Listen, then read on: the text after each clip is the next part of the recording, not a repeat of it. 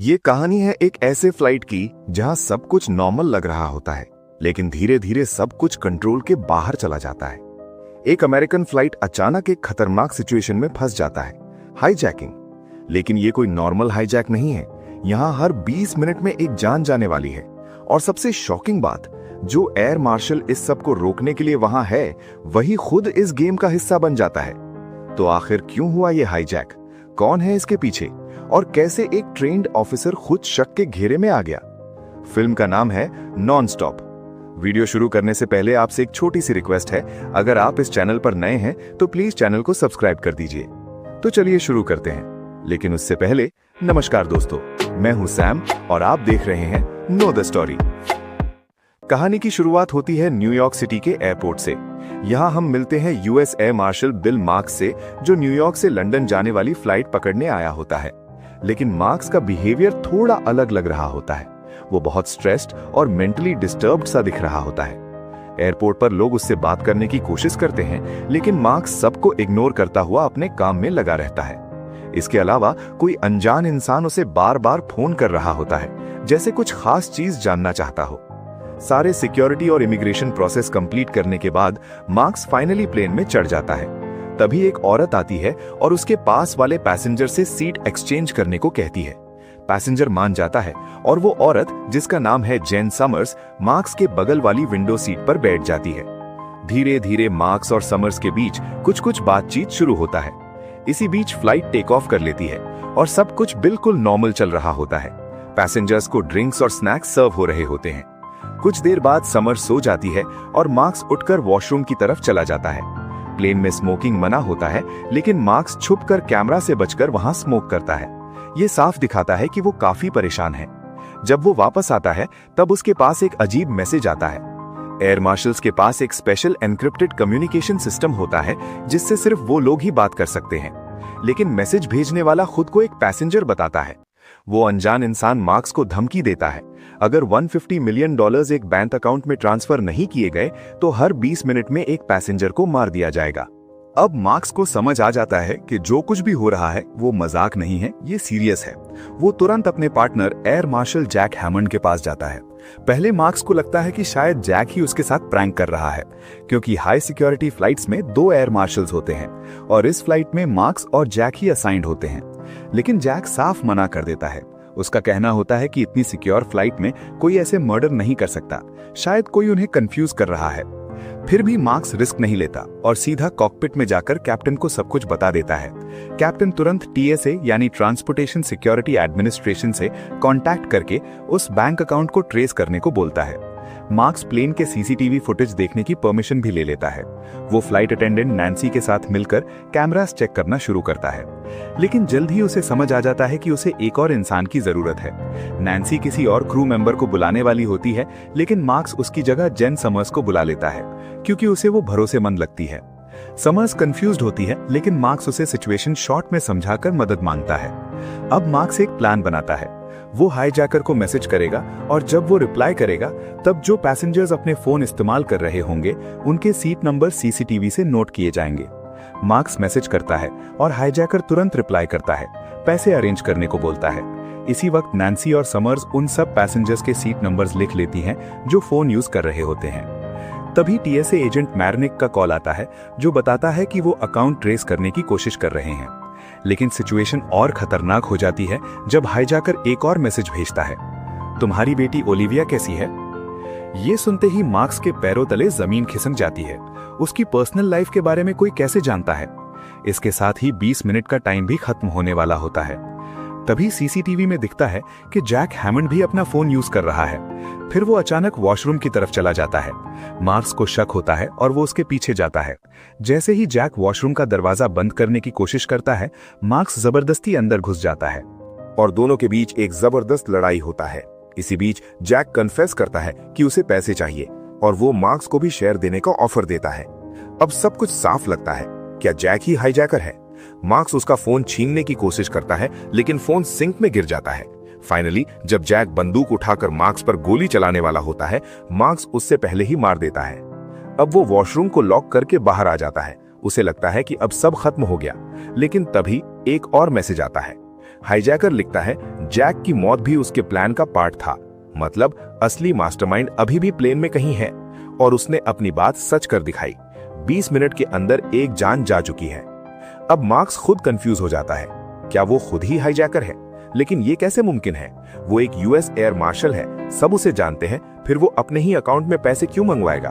Marks सबको समझाने की कोशिश करता है, लेकिन सिचुएशन उसके कंट्रोल से निकल चुकी होती है। कॉकपिट से ऑर्डर आता है, मार्क्स से उसका बैज और बंदूक ले लिया जाता है। अब जिस इंसान पर सबकी सिक्योरिटी डिपेंड करती थी, वही सबसे बड़ा सस्पेक्ट बन चुका है। एयर अटेंडेंट नैन्सी अभी तक एयर मार्शल जैक हैमंड को ढूंढ रही होती है, लेकिन जैक का गेम तो खत्म हो चुका है। जब बिल मार्क्स उसे चुपके से जैक की डेड बॉडी दिखाता है, तो नैन्सी जोर से चिल्लाने लगती है। मार्क्स तुरंत उसे कंट्रोल करता है और सिचुएशन को हैंडल करता है।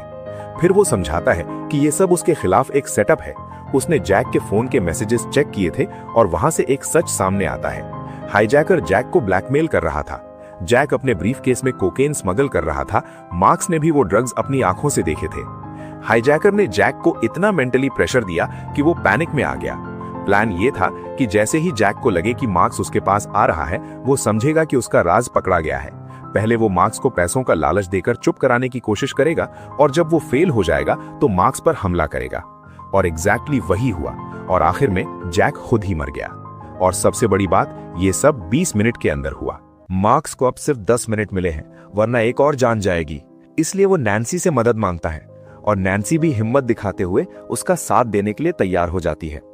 दोनों मिलकर एक अनाउंसमेंट करते हैं कि सिक्योरिटी इनपुट्स के हिसाब से कुछ पैसेंजर्स के पास इल्लीगल चीज हो सकते हैं, इसलिए उनका चेकिंग होगा। ये वही सीट्स होते हैं जो पहले सीसीटीवी के जरिए शॉर्टलिस्ट किए गए थे। अब मार्क्स एक एक करके सबको चेक करना शुरू करता है। जो कोऑपरेट नहीं करते उन्हें भी चेक किया जाता है। इसी चेकिंग के दौरान एक आदमी पर उसका डाउट टिक जाता है। ये वही आदमी होता है जिससे मार्क्स की फ्लाइट से पहले मुलाकात हुई थी। उसने बताया था कि वो एम्स्टर्डम जा रहा है, लेकिन अब वो लंदन वाली फ्लाइट में बैठा है। यहीं से मार्क्स का शक सीधा उस आदमी पर जाता है जिसका नाम था टॉम बोवेन। मार्क्स उसे पकड़कर साइड में ले जाता है और पूछताछ करता है, लेकिन टॉम बताता है कि उसे किसी ने $100 दिए थे सिर्फ मार्क्स की डेस्टिनेशन जानने के लिए। एम्स्टर्डम वाली बात उसने बस कैजुअली बोल दी थी। मार्क्स उसका यकीन नहीं करता। तभी टीएसए एजेंट मैरिनेक का कॉल आता है। वो कंफर्म करता है कि टॉम एक सिंपल स्कूल टीचर है, बिल्कुल इनोसेंट। सिर्फ टॉम ही नहीं, बल्कि फ्लाइट के सभी पैसेंजर्स का रिकॉर्ड क्लीन है। और सबसे शॉकिंग बात, अब सिर्फ एक ही आदमी सस्पेक्ट लिस्ट में है, बिल मार्क्स खुद। क्योंकि हाईजैकर ने जो बैंक अकाउंट दिया है वो मार्क्स के नाम पर है और टीएसए को यह भी पता चलता है कि मार्क्स इस फ्लाइट के लिए असाइंड ही नहीं था, बल्कि उसने प्रेशर डालकर खुद को इस फ्लाइट में पोस्ट करवाया था। ये सब सुनकर मार्क्स खुद हैरान रह जाता है, क्योंकि उसे इन सब बातों का कोई आइडिया ही नहीं होता। मैरिनेक उसे बता देता है अब वो एयर मार्शल नहीं रहा, उसकी जॉब खत्म। लेकिन मार्क्स के पास टाइम नहीं है, क्योंकि अगले 20 मिनट का काउंटडाउन चल रहा है। वो टॉम के हाथ बांधकर उसे प्लेन के लास्ट में बिठा देता है। तभी एक और मैसेज आता है। मतलब साफ है, टॉम हाईजैकर नहीं है। मैसेज में हाईजैकर लिखता है, किसने कहा मैं सिर्फ पैसेंजर्स को ही मारूंगा। ये पढ़ते ही मार्क्स का दिमाग घूम जाता है। तो क्या अब टारगेट पायलट्स हैं?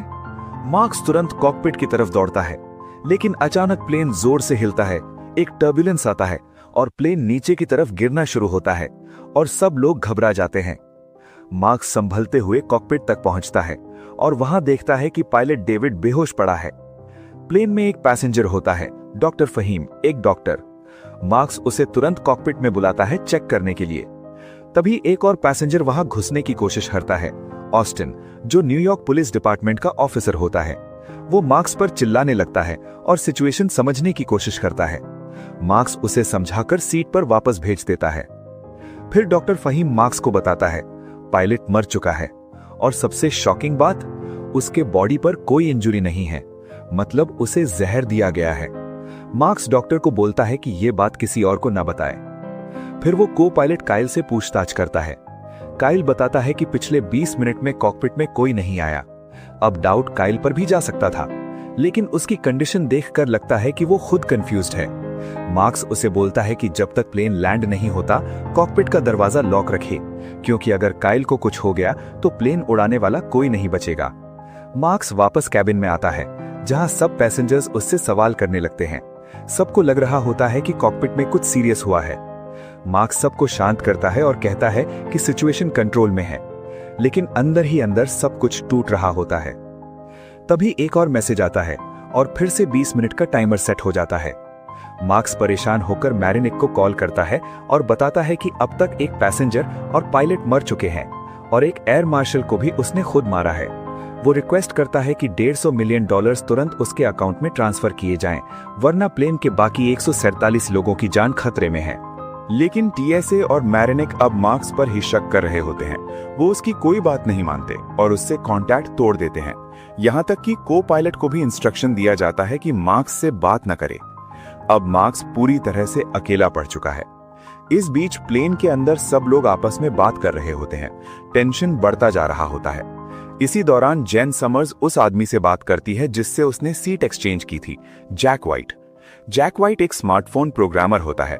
समर्स जब मार्क्स से उसका इंट्रोडक्शन करवाती है, तब मार्क्स तुरंत एक आइडिया लेकर उससे बात करता है, कैसे किसी खोए हुए फोन को ट्रेस किया जा सकता है। जैक व्हाइट बताता है कि अगर किसी फोन में एक स्पेशल टाइप का वायरस इमेज के जरिए भेज दिया जाए तो साइलेंट मोड में भी उसका रिंगटोन एक्टिवेट किया जा सकता है। ये सुनकर मार्क्स के दिमाग में एक प्लान आता है। वो अपना एनक्रिप्टेड फोन निकालता है, सारे मैसेजेस जैक को दिखाता है और पूरी सिचुएशन समझाता है। प्लान सिंपल है, हाईजैकर के फोन में वायरस भेजना और उसका रिंगटोन एक्टिवेट करके उसे आइडेंटिफाई करना। लेकिन प्रॉब्लम ये है, उनके पास सिर्फ 8 मिनट बचे हैं और अब ये रेस है टाइम के खिलाफ। बिल मार्क्स तुरंत को पायलट काइल से कांटेक्ट करता है और रिक्वेस्ट करता है कि कम से कम 5 मिनट के लिए प्लेन का नेटवर्क ऑन रखे, क्योंकि टीएसए ने ऑलरेडी ऑर्डर दे दिया था कि नेटवर्क बंद कर दिया जाए और प्लेन को आइलैंड एयरपोर्ट पर डाइवर्ट किया जाए, जो लगभग 55 किलोमीटर दूर है। लेकिन अगर नेटवर्क ऑफ हो गया तो मार्क्स का प्लान फेल हो जाएगा। इसीलिए काइल रिस्क लेते हुए सिर्फ 5 मिनट के लिए नेटवर्क चालू रखने के लिए मान जाता है। अब मार्क्स एक अनाउंसमेंट करता है कि बिजनेस कैबिन कुछ देर के लिए बंद कर दिया गया है। ये सुनते ही पैसेंजर्स चिल्लाने लगते हैं, गुस्सा बढ़ने लगता है। मार्क्स उन्हें समझाने की कोशिश करता है, लेकिन जब कोई नहीं मानता तब वो एक ऑफर देता है। अगर आप लोग शांत रहेंगे और कोऑपरेट करेंगे तो एयरलाइन आपको 1 साल तक फ्री टिकट देगी। और बस ये सुनते ही सब चुप। तब तक जैक व्हाइट अपना वायरस रेडी कर चुका होता है। मार्क्स तुरंत उस वायरस को हाईजैक करके फोन पर भेजता है और सब पैसेंजर्स को अपने हाथ ऊपर करने को बोलता है। फिर जैसे ही कॉल किया जाता है, एक तरफ से रिंगटोन बजने लगती है। मतलब साफ है, हाईजैकर का फोन इसी प्लेन में है। मार्क्स उस आवाज को फॉलो करता है और एक आदमी के पॉकेट से वही एन्क्रिप्टेड फोन मिलता है। लेकिन वो आदमी कंफ्यूज हो जाता है। वो कहता है कि उसे नहीं पता ये फोन उसके पास कैसे आया, उसने कभी ये देखा तक नहीं। मार्क्स उसे इंटेरोगेट करता है, लेकिन अचानक वो आदमी जमीन पर गिर जाता है। उसके मुंह से झाग निकलने लगता है। तुरंत डॉक्टर फहीम को बुलाया जाता है, लेकिन तब तक देर हो चुकी होती है और फिर से 20 मिनट का अलार्म बजता है। एक और मौत। अब सिचुएशन और बिगड़ जाती है जब पैसेंजर्स प्रेशर डालते हैं और डॉक्टर फहीम मजबूरी में सच बता देता है। एक पैसेंजर, एक एयर मार्शल और पायलट, 3 लोग ऑलरेडी मर चुके हैं। यह सुनते ही सबका डाउट सीधा मार्क्स पर चला जाता है। सबको लगने लगता है कि मार्क्स ही हाईजैकर है, क्योंकि वो ही सबको अलग अलग ले जा रहा था। इसी बीच मार्क्स एक बार फिर वॉशरूम जाता है और वहां उसे एक छोटा सा होल दिखता है। उस होल से कॉकपिट साफ नजर आ रहा होता है। यहीं से एक नया डाउट जन्म लेता है। उसे याद आता है कि कैप्टन से बात करने से पहले उसने एक औरत को वॉशरूम जाते देखा था और उसके बाद वहां जेन समर्स गई थी। अब मार्क्स सीधा समर्स के पास जाता है और उससे पूछता है कि वो वहां क्या कर रही थी। साथ ही वो ये भी पूछता है कि समर्स ने उसके पास वाली सीट क्यों चूज की थी। समर्स हर्ट हो जाती है और कहती है, जब सब तुम्हारे खिलाफ थे तब मैं ही तुम्हारा सपोर्ट कर रही थी और तुम मुझे ही सस्पेक्ट कर रहे हो। फिर वो अपनी पर्सनल स्टोरी बताती है। कुछ साल पहले उसे हार्ट अटैक आया था और वो लगभग 40 मिनट तक बेहोश रही थी। डॉक्टर ने उसे वार्न किया था कि कभी भी फिर से हार्ट अटैक आ सकता है, खासकर फ्लाइट्स में रिस्क ज्यादा होता है। इसलिए वो हमेशा विंडो सीट चूज करती है, ताकि अगर कुछ हो तो वो शांति से आखिरी पल देख सके। ये सब सुनने के बाद मार्क्स का डाउट उस पर से हट जाता है और वो उसे सॉरी बोलता है। फिर वो समर्स को हाईजैकर का फोन देता है और समर्स उसे अनलॉक कर देती है। लेकिन जैसे ही फोन अनलॉक होता है, एक मैसेज पॉपअप होता है, तुमने मेरे पास कोई चॉइस नहीं छोड़ा। और तुरंत 30 मिनट का टाइमर स्टार्ट हो जाता है। अब सब साफ हो जाता है, ये सिर्फ हाईजैकिंग नहीं, ये एक टाइम बॉम्ब का खेल है। वो फोन असल में एक टाइम बॉम्ब का ट्रिगर है और वो बॉम्ब प्लेन में ही कहीं रखा हुआ है। मार्क्स बिना वक्त गवाए नैन्सी को ऑर्डर देता है कि सब पैसेंजर्स के बैग्स चेक करे और खुद सीधा जैक के ब्रीफकेस की तरफ जाता है। और जैसे ही वो ब्रीफकेस खोलता है, कोकेन के नीचे बॉम्ब होता है। उसका डाउट सही निकलता है। इसी वक्त पैसेंजर्स न्यूज देखते हैं और बाहर की दुनिया में मार्क्स को टेररिस्ट डिक्लेयर कर दिया गया होता है। हाईजैकर ने उसका बैंक अकाउंट का इस्तेमाल करके उसे ही दोषी बना दिया। अब प्लेन के अंदर भी सब लोग उसे टेररिस्ट समझने लगते हैं। जैसे ही मार्क्स कैबिन में आता है, ऑस्टिन और कुछ पैसेंजर्स उस पर हमला कर देते हैं। वो लड़ाई करता है, लेकिन नंबर्स ज्यादा होते हैं। सब मिलकर उसे पकड़ लेते हैं और उसे मारने ही वाले होते हैं। तब मार्क्स चीख कर बोलता है, प्लेन में बॉम्ब है, 30 मिनट के अंदर ब्लास्ट हो जाएगा। ये सुनते ही सब रुक जाते हैं। तभी टॉम बोवेन मार्क्स का गिरा हुआ बंदूक उठाता है और सबको पीछे हटने को बोलता है। मार्क्स खुद को संभालते हुए सबको अपनी कहानी बताता है। उसकी बेटी छोटी उम्र में मर चुकी है, वो डिवोर्स्ड है, अकेला है, लेकिन फिर भी देश के लिए सालों से सर्विस कर रहा है। वो कहता है, मैं हाईजैकर नहीं, मैं आप सबको बचाने की कोशिश कर रहा हूँ। इस बार लोग उसकी बात मान लेते हैं। टॉम उसे बंदूक वापस देता है और मार्क्स ऑस्टिन से कहता है उसके हाथ खोल ले। अब ऑस्टिन भी उसका साथ देने लगता है और उसका प्लान पूछता है। मार्क्स बताता है प्रोटोकॉल के हिसाब से वो प्लेन को 8000 फीट पर ले जाएगा और बॉम्ब को प्लेन के पीछे शिफ्ट करेगा। क्योंकि उस हाइट पर एयर प्रेशर कम होता है तो ब्लास्ट का इंपैक्ट भी कम होगा, और अगर सब पैसेंजर्स को सामने में शिफ्ट कर दिया जाए तो कैजुअलिटीज कम हो सकती है। ये एक रिस्की प्लान है, लेकिन अब और कोई ऑप्शन नहीं। इसी बीच पैसेंजर्स देखते हैं कि प्लेन के दोनों साइड्स पर फाइटर जेट्स आ गए हैं जो उन्हें एस्कॉर्ट कर रहे होते हैं। फाइटर जेट्स काइल को ऑर्डर देते हैं कि वो प्लेन को नीचे उतारे, लेकिन मार्क्स तुरंत उसे कॉल करता है और कहता है 8000 फीट पर जाना जरूरी है, वरना ब्लास्ट का इंपैक्ट सबको मार देगा। अब फाइनल डिसीजन काइल के हाथ में है। को पायलट काइल एक बहुत बड़ा डिसीजन लेने के प्रेशर में आ जाता है। एक तरफ फाइटर जेट्स का ऑर्डर है प्लेन को नीचे लाने का, और दूसरी तरफ बिल मार्क्स का रिस्की प्लान। लेकिन काइल हिम्मत दिखाता है और कहता है, मुझे 10 मिनट दो, मैं सिचुएशन हैंडल करता हूं। इधर मार्क्स, ऑस्टिन और कुछ और लोगों को बॉम्ब दिखाता है, और ये कोई नॉर्मल बॉम्ब नहीं होता, ये एक मिलिट्री ग्रेड बॉम्ब होता है।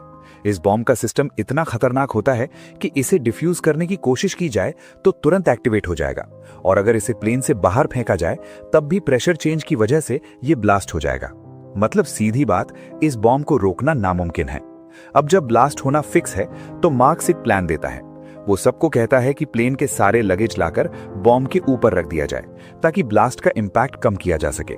सब लोग तुरंत काम पर लग जाते हैं और कुछ ही देर में सारा बैगेज बॉम्ब के ऊपर जमा कर दिया जाता है। साथ ही प्लेन को 8000 फीट पर ले जाना भी जरूरी है, क्योंकि वहां एयर प्रेशर कम होता है और ब्लास्ट का इफेक्ट भी कम हो जाता है। इसी बीच टीएसए से कॉल आता है। वो बताते हैं कि मार्क्स के अकाउंट में $150 मिलियन ट्रांसफर कर दिए गए हैं, और अगर वो प्लेन को सेफली लैंड कर देता है तो उसे अरेस्ट भी नहीं किया जाएगा। मतलब अभी भी दुनिया उसे हाईजैकर ही समझ रही है। मार्क्स समझाने की कोशिश करता है, लेकिन टीएसए के पास एक वीडियो प्रूफ होता है जहां मार्क्स को बंदूक के साथ पैसेंजर्स को डराते हुए दिखाया गया है। इसी वजह से सब उसे टेररिस्ट मान चुके हैं। तभी मार्क्स की नजर एक लड़के पर पड़ती है जो अभी भी फोन यूज कर रहा होता है। वो तुरंत उसका फोन ले लेता है और पता चलता है कि वो वीडियो उसी फोन से अपलोड हुआ था। तभी अचानक हालात उलझ जाती हैं। टॉम बोवेन उठकर ऑस्टिन पर बंदूक तान देता है और उसे हॉस्टेज बना लेता है। ऑस्टिन उससे बचने की कोशिश करता है, लेकिन जब वो गोली चलाने जाता है तो पता चलता है कि बंदूक में गोली ही नहीं है। इसी कंफ्यूजन का फायदा उठाकर टॉम चुप जाता है। लेकिन असली ट्विस्ट अब आता है। जब मार्क्स टॉम को ढूंढ रहा होता है तब प्लेन के पीछे साइड में जैक व्हाइट ऑस्टिन को हॉस्टेज बना लेता है। मतलब असली विलेन दो लोग हैं, टॉम बोवेन और जैक व्हाइट। अब जैक व्हाइट लड़ाई के दौरान ऑस्टिन को गोली मार देता है और फिर नैन्सी को भी पकड़कर उसे मारकर गिरा देता है। उधर टॉम पीछे से मार्क्स पर चाकू से हमला करता है और उसका बंदूक छीन लेता है। अब टॉम अपनी बात बताता है। ये हाईजैकिंग 9/11 हमले के खिलाफ एक प्रोटेस्ट था। टॉम का मानना है कि ट्विन टावर्स पर हमला अमेरिका की सिक्योरिटी की फेलियर थी, इसलिए वो चाहता था कि एक और ऐसा इंसिडेंट हो जिसमें यूएस एयर मार्शल को ही टेररिस्ट बना दिया जाए, ताकि दुनिया के सामने यूएस एयर सिक्योरिटी की कमजोरी दिखाया जा सके और फ्यूचर में इस सिस्टम को और मजबूत बनाया जाए। दूसरी तरफ जैक व्हाइट सिर्फ पैसे के लिए इस प्लान में शामिल था, लेकिन जब मार्क्स कहता है कि उन्हें एक पैसा भी नहीं मिलेगा, तब व्हाइट प्लान बदलता है। वो लोग प्लेन से कूद जाएंगे और मार्क्स के अकाउंट से पैसे निकाल लेंगे। लेकिन टॉम तुरंत बोलता है, ये मिशन सुसाइड मिशन है, कोई बचने वाला नहीं। जैक व्हाइट फिर भी भागना चाहता है और तभी टॉम उसे गोली मार देता है। इसी वक्त को पायलट काइल प्लेन को नीचे डाइव करना शुरू कर देता है। इतनी तेज स्पीड से प्लेन नीचे गिरता है कि सब लोग और सारा सामान पीछे की तरफ उड़ने लगता है। पैसेंजर्स, टॉम और मार्क्स सब हवा में उछलकर प्लेन के दीवार और सीलिंग से टकराते हैं। लेकिन जैसे ही प्लेन 8000 फीट पर आता है, काइल उसे स्टेबलाइज कर देता है और इसी वक्त मार्क्स का बंदूक हवा में तैर रहा होता है और वो परफेक्ट टाइमिंग से उसे पकड़ देता है और बिना टाइम वेस्ट किए सीधा टॉम के माथे पर गोली चला देता है और उसी पल प्लेन के पीछे सेक्शन में रखा बॉम्ब ब्लास्ट हो जाता है। प्लेन का पिछला हिस्सा बुरी तरह डैमेज हो जाता है, लेकिन मार्क्स का प्लान काम कर जाता है क्योंकि सारे पैसेंजर्स सामने के साइड में होते हैं। मतलब सबकी जान बच जाती है। अब को पायलट काइल इमरजेंसी लैंडिंग करने जा रहा होता है। प्लेन का टेल डैमेज हो चुका होता है, इंजन्स फेल हो रहे होते हैं, विंग्स भी टूट चुकी होती हैं। फिर भी काइल हिम्मत नहीं हारता। प्लेन रनवे पर क्रैश लैंड करता है और आखिरकार रुक जाता है। जैसे ही प्लेन रुकता है, इमरजेंसी दरवाजे खोल दिए जाते हैं और सब पैसेंजर्स सेफली बाहर निकलते हैं। और इस तरह बिल मार्क्स, जिसे पूरी दुनिया टेररिस्ट समझ रही थी, वही सबका जान बचाता है। उस पर लगे सारे इल्जाम एक पल में खत्म हो जाते हैं और वो एक हीरो के रूप में उभर कर सामने आता है। लैंडिंग के बाद मार्क्स जेन समर्स के पास जाता है और उसका साथ देने के लिए उसे थैंक्स बोलता है। दोनों के बीच एक नया कनेक्शन शुरू होता है और इसी के साथ ये फिल्म यहीं खत्म होती है। तो दोस्तों, अगर आपको ये कहानी पसंद आई हो तो वीडियो को लाइक करें, अपने दोस्तों के साथ शेयर करें और ऐसे ही और मूवी एक्सप्लेनेशंस के लिए हमारे channel know the story Hindi को सब्सक्राइब करना ना भूलें। आपका एक सब्सक्राइब हमें और कहानियां सुनाने के लिए प्रेरित करता है। मिलते हैं अगले वीडियो में एक और दिल छू लेने वाली कहानी के साथ। तब तक के लिए अपना ख्याल रखिए। धन्यवाद।